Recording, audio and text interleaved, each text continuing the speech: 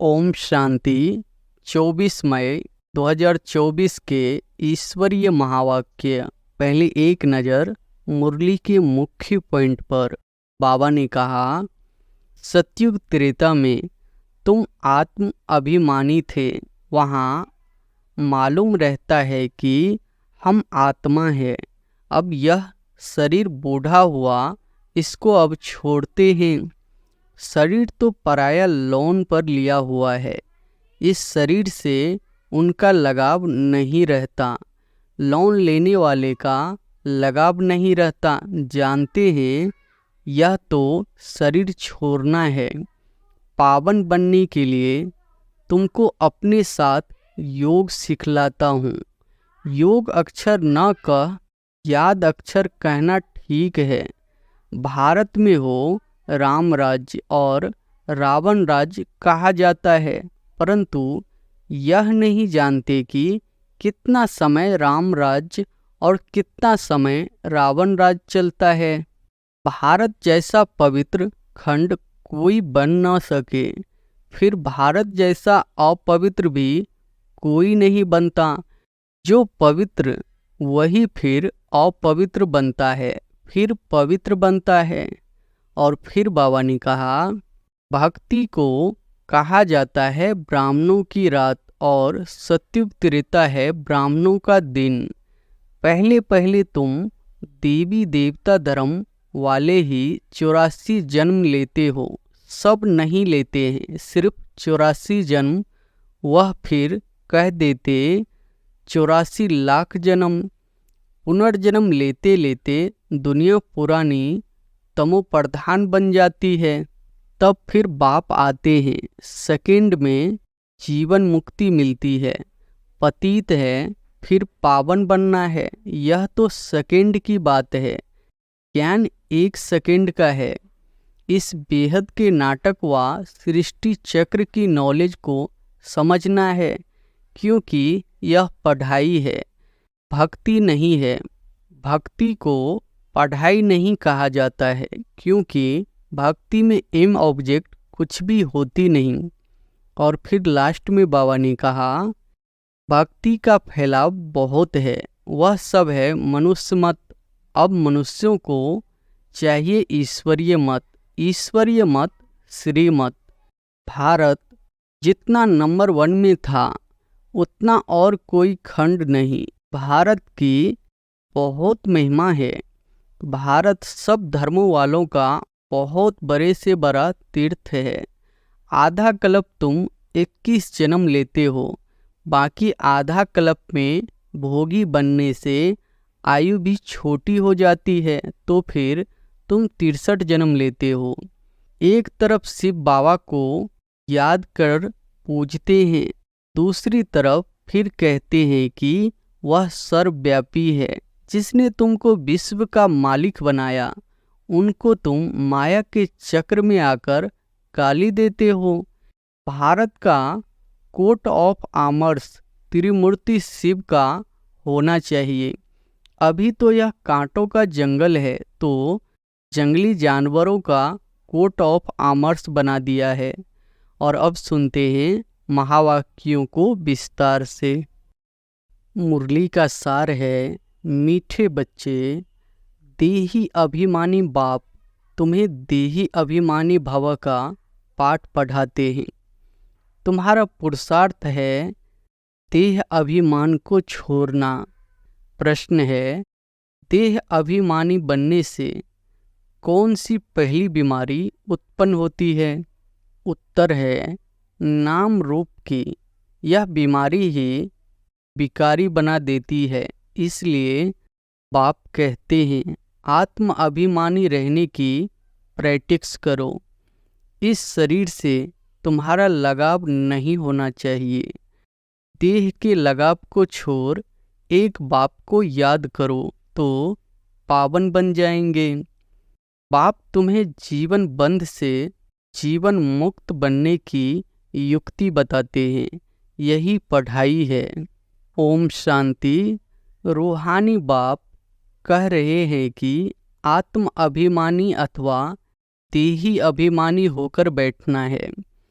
किसको याद नहीं करना है? बाप को सिवाय बाप के और कोई को याद नहीं करना है। जब बाप से बेहद का वर्षा मिलता है तो उनको याद करना है। बेहद का बाप आकर समझाते हैं, देही अभिमानी भव, आत्म अभिमानी भव, देह अभिमान को छोड़ते जाओ। आधा कल्प तुम देह अभिमानी होकर रहे हो, फिर आधा कल्प देही अभिमानी होकर रहना है। सत्युग त्रेता में तुम आत्म अभिमानी थे। वहाँ मालूम रहता है कि हम आत्मा है। अब यह शरीर बूढ़ा हुआ, इसको अब छोड़ते हैं। यह चेंज करना है। सर्प का मिसाल, तुम भी पुराना शरीर छोड़कर दूसरे शरीर में प्रवेश करते हो। इसलिए तुमको अभी आत्म अभिमानी बनना है। कौन बनाते हैं? बाप, जो सदैव आत्म अभिमानी है। वह कभी देह अभिमानी बनते ही नहीं। भले एक बार आते हैं तो भी देह अभिमानी नहीं बनते, क्योंकि यह शरीर तो पराया लोन लिया हुआ है। इस शरीर से उनका लगाव नहीं रहता। लोन लेने वाले का लगाव नहीं रहता। जानते हैं यह तो शरीर छोड़ना है। बाप समझाते हैं, मैं ही आकर तुम बच्चों को पावन बनाता हूँ। तुम सतो प्रधान थे, सो फिर तमो प्रधान बने हो। अब फिर पावन बनने के लिए तुमको अपने साथ योग सिखलाता हूँ। योग अक्षर न कह, याद अक्षर कहना ठीक है। याद सिखलाता हूँ। बच्चे बाप को याद करते हैं। अभी तुमको भी बाप को याद करना है। आत्मा ही याद करती है। जब रावण राज्य शुरू होता है तो तुम बच्चे देह अभिमानी बन पड़ते हो। फिर बाप आकर आत्म अभिमानी बनाते हैं। देह अभिमानी बनने से नाम रूप में फंस पड़ते हैं, विकारी बन पाते हैं। नहीं तो तुम सब निर्विकारी थे, फिर पुनर्जन्म लेते लेते विकारी बन जाते हो। ज्ञान किसको, भक्ति किसको कहा जाता है, यह तो बाप ने ही समझाया है। भक्ति शुरू होती है द्वापर से, जबकि 5 विकार रूपी रावण की स्थापना होती है। भारत में हो राम राज्य और रावण राज्य कहा जाता है, परंतु यह नहीं जानते कि कितना समय राम राज्य और कितना समय रावण राज्य चलता है। इस समय सभी तमो प्रधान पत्थर बुद्धि है, पैदा ही भ्रष्टाचार से होते हैं। इसलिए इसको विशेष वर्ल्ड कहा जाता है। नई दुनिया और पुरानी दुनिया में रात दिन का फर्क है। नई दुनिया में सिर्फ भारत ही था। भारत जैसा पवित्र खंड कोई बन न सके, फिर भारत जैसा अपवित्र भी कोई नहीं बनता। जो पवित्र वही फिर अपवित्र बनता है, फिर पवित्र बनता है। तुम जानते हो देवी देवताएं पवित्र थे, फिर पुनर्जन्म लेते लेते अपवित्र बन गए हैं। सबसे जास्ती जन्म भी यही लेते हैं। बाप समझाते हैं, मैं बहुत जन्मों के अंत के जन्म के भी अंत में आता हूँ। यह पहला नंबर ही 84 जन्म पूरे कर वानप्रस्थ में आता हूँ, तब मैं प्रवेश करता हूँ। त्रिमूर्ति ब्रह्मा विष्णु शंकर भी है, परंतु किसको मालूम नहीं है, क्योंकि तमो प्रधान है ना। किसकी बायोग्राफी का किसी मनुष्य मात्र को पता नहीं है। पूजा करते हैं, परंतु सब है अंधश्रद्धा। भक्ति को कहा जाता है ब्राह्मणों की रात, और सतयुग त्रेता है ब्राह्मणों का दिन। अब ब्रह्मा प्रजापिता है तो जरूर बच्चे भी होंगे ना। यह भी समझाया है ब्राह्मणों का कुल होता है, डिनेस्टी नहीं, ब्राह्मण है चोटी, चोटी भी देखने में आती है। फिर ऊंच से ऊंच पढ़ाने वाला है परमपिता परमात्मा शिव, उनका नाम एक ही है, परंतु भक्ति मार्ग में अथाह नाम लगा दिए हैं। भक्ति मार्ग में चहचटा भाव का बहुत हो जाता है। कितने चित्र, कितने मंदिर, यज्ञ, तप, दान, पुण्य आदि करते रहते हैं। कहते हैं भक्ति से फिर भगवान मिलता है। किसको मिलता है? जो पहले पहले आते हैं, वही पहले पहले भक्ति शुरू करते हैं। जो ब्राह्मण सो देवता बनते हैं, वही यथा राजा रानी तथा सर्वगुण संपन्न, 16 कला संपूर्ण, संपूर्ण निर्विकारी, अहिंसा परमो देवी देवता धर्म था। भारत में एक आदि सनातन देवी देवता धर्म था, तब अथाह धन था। बाप याद दिलाते हैं, पहले पहले तुम देवी देवता धर्म वाले ही 84 जन्म लेते हो। सब नहीं लेते हैं, सिर्फ 84 जन्म। वह फिर कह देते हैं 84 लाख जन्म, कल्प की आयु भी लाखों वर्ष कह दी है। बाप कहते हैं यह है 5000 वर्ष का ड्रामा। तो यह हुआ ज्ञान। ज्ञान सागर एक ही शिव बाबा गाया जाता है। वह है हद के बाप, यह है बेहद का बाबा। हद के बाबाओं के होते हुए भी बेहद के बाप को याद करते हैं, जबकि दुखी होते हैं। पुनर्जन्म लेते लेते दुनिया पुरानी तमो प्रधान बन जाती है। तब फिर बाप आते हैं, सेकंड में जीवन मुक्ति मिलती है। किससे? बेहद के बाप से। तो जरूर जीवन बंध में है, पतित है, फिर पावन बनना है। यह तो सेकंड की बात है। ज्ञान 1 सेकंड का है, क्योंकि पढ़ाई तो तुम बहुत पढ़ते हो। वह सब मनुष्य को पढ़ाते हैं। पढ़ती तो आत्मा ही है, परंतु देह अभिमान के कारण अपने को आत्मा भूलकर कह देते हैं हम फलाना मिनिस्टर है।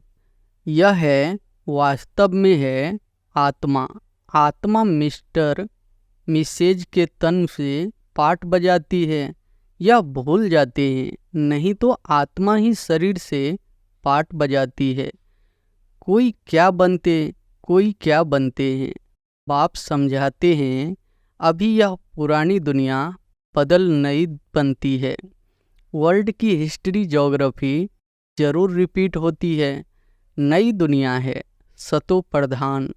घर भी पहले नया होता है तो कहेंगे सतो प्रधान, फिर पुराना जर्जरी भूत तमो प्रधान होता है। इस बेहद के नाटक व सृष्टि चक्र की नॉलेज को समझना है, क्योंकि यह पढ़ाई है, भक्ति नहीं है। भक्ति को पढ़ाई नहीं कहा जाता है, क्योंकि भक्ति में एम ऑब्जेक्ट कुछ भी होती नहीं। जन्म जन्मांतर वेद शास्त्र आदि पढ़ते रहते हैं। यहाँ तो दुनिया को बदलना है। सतयुग त्रेता में भक्ति नहीं, भक्ति शुरू होती है। द्वापर से तो यह बाप रूहानी बच्चों को बैठ समझाते हैं। इसको कहा जाता है रूहानी नॉलेज अथवा रूहानी ज्ञान। रूहानी नॉलेज कौन सिखलाएगा? सुप्रीम रूह यानी परमपिता ही सिखलाएगा। वह तो सभी का है ना। लौकिक बाप को कभी परमपिता नहीं कहेंगे। पारलौकिक को परमपिता कहा जाता है। वह है परम धाम में रहने वाले। बाप को याद भी ऐसे करते हैं, हे गॉड फादर, हे ईश्वर। वास्तव में उनका नाम है एक, परंतु भक्ति में अनेक नाम दे दिए हैं। भक्ति का फैलाव बहुत है। वह सब है मनुष्य मत। अब मनुष्यों को चाहिए ईश्वरीय मत। ईश्वरीय मत, श्रीमत, श्री श्री 108 की तो माला बनती है ना।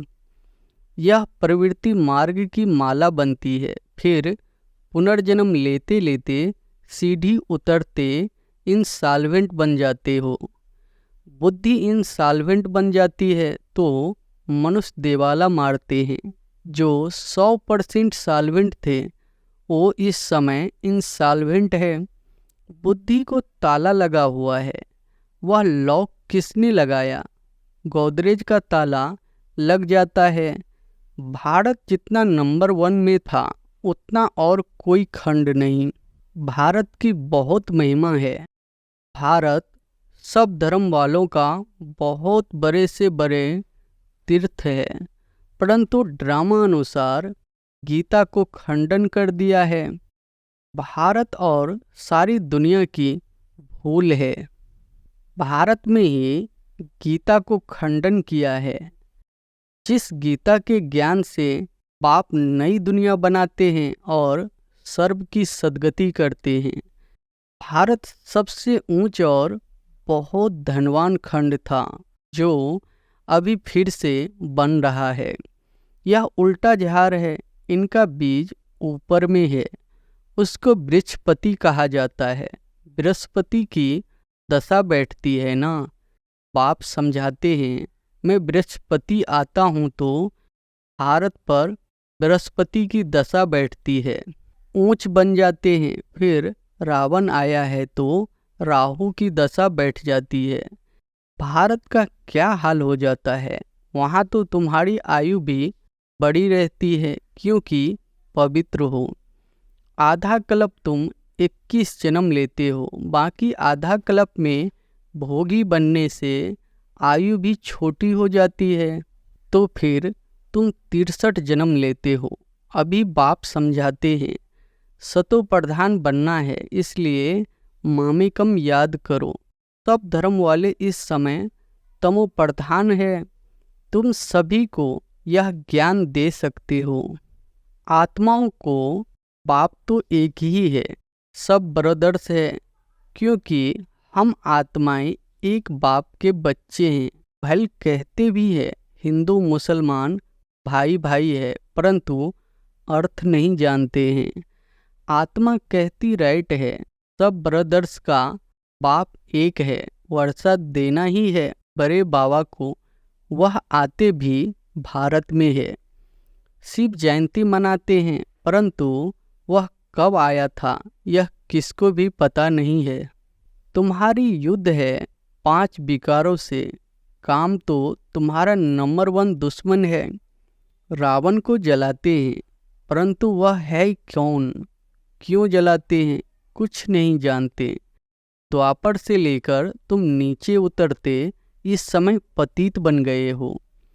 एक तरफ शिव बाबा को याद कर पूजते हैं, दूसरी तरफ फिर कहते हैं कि वह सर्वव्यापी है। जिसने तुमको विश्व का मालिक बनाया, उनको तुम माया के चक्कर में आकर गाली देते हो।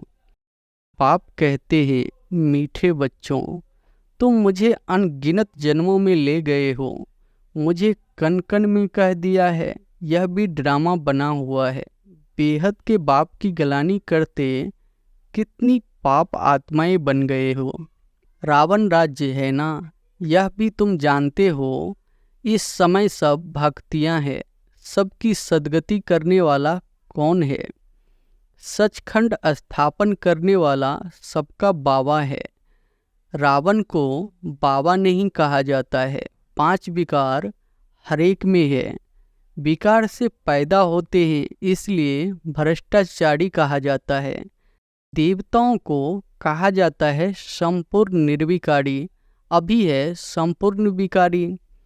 देवताएं जो पूज्य है वही फिर पुजारी बनते हैं। वह कह देते हैं आत्मा सो परमात्मा। बाप कहते हैं यह भूल है। पहले पहले तो अपने को आत्मा निश्चय करना है। हम आत्मा इस समय ब्राह्मण कुल के हैं, फिर देवता कुल में जाते हैं। यह ब्राह्मण कुल है, सर्वोत्तम कुल। ब्राह्मणों की डिनेस्टी नहीं है, चोटी है ब्राह्मणों की। तुम ब्राह्मण हो ना। सबसे ऊपर में है शिव बाबा। भारत में विराट रूप बनाते हैं, परंतु उसमें न ब्राह्मणों की चोटी है न चोटियों ब्राह्मणों का बाप है। अर्थ कुछ नहीं समझते, त्रिमूर्ति का अर्थ भी नहीं समझते। नहीं तो भारत का कोट ऑफ आर्म्स त्रिमूर्ति शिव का होना चाहिए। अभी तो यह कांटों का जंगल है, तो जंगली जानवरों का कोट ऑफ आर्म्स बना दिया है। उसमें फिर लिखा है सत्यमेव जयते। सतयुग में तो दिखाते हैं शेर बकरी इकट्ठे जल पीते हैं। सत्यमेव जयते माना विजय सब सिरखंड हो रहते हैं, लोन पानी नहीं होते हैं। रावण राज्य में लोन पानी, राम राज्य में सिरखंड हो जाते हैं। इनको कहा ही जाता है कांटों का जंगल। एक दो को पहला नंबर कांटा विकार का लगाते हैं। बाप कहते हैं काम महाशत्रु है, यह आदि मध्य अंत दुख देने वाला है, नाम ही है रावण राज्य। बाप कहते हैं इन 5 विकारों पर जीत पाकर जगत जीत बनो। यह अंतिम जन्म निर्विकारी बनो। तुम तमो प्रधान पतित बने हो, फिर सतो प्रधान पावन बनो। गंगा कोई पतित पावनी नहीं है। शरीर का मैल तो घर में भी पानी से उतार सकते हो, आत्मा तो साफ नहीं हो सकती। भक्ति मार्ग में कितने ढेर के ढेर गुरु लोग हैं, सतगुरु तो एक ही है। सदगति कराने वाला सुप्रीम बाप भी है, सुप्रीम टीचर भी है, सुप्रीम सदगुरु भी है। वही तुमको सृष्टि के आदि मध्य अंत का नॉलेज सुनाते हैं। अच्छा, मीठे मीठे सिकिलधे बच्चों प्रति माता पिता बाप दादा का याद प्यार और गुड मॉर्निंग। रूहानी बाप की रूहानी बच्चों को नमस्ते। धारणा के लिए मुख्य सार पहली पॉइंट है, सतो प्रधान बनने के लिए सिवाय बाप के और किसी को भी याद नहीं करना है। देही अभिमानी बनने की प्रैक्टिस करनी है। दूसरी पॉइंट है, सबसे सिरखंड होकर रहना है। इस अंतिम जन्म में विकारों पर विजय प्राप्त कर जगत जीत बनना है। वरदान है, पाप की क्षेत्र छाया में सदा मौज का अनुभव करने और कराने वाली विशेष आत्मा भव। पाप की क्षेत्र छाया में सदा मौज का अनुभव करने और कराने वाली विशेष आत्मा भव। जहाँ बाप की क्षेत्र छाया है, वहाँ सदा माया से सेफ है। क्षेत्र छाया के अंदर माया आ नहीं सकती। मेहनत से स्वतः दूर हो जाएंगे, मौज में रहेंगे, क्योंकि मेहनत मौज का अनुभव करने नहीं देती। क्षेत्र छाया में रहने वाली ऐसी विशेष आत्माएं ऊंची पढ़ाई पढ़ते हुए भी मौज में रहती है, क्योंकि उन्हें निश्चय है कि हम कल्प कल्प के विजय हैं। पास हुए पड़े हैं तो सदा मौज में रहो और दूसरों को मौज में रहने का संदेश देते रहो। यही सेवा है। स्लोगन है, जो ड्रामा के राज्य को नहीं जानता है वही नाराज होता है। जो ड्रामा के राज्य को नहीं जानता है वही नाराज होता है। अच्छा, ओम शांति।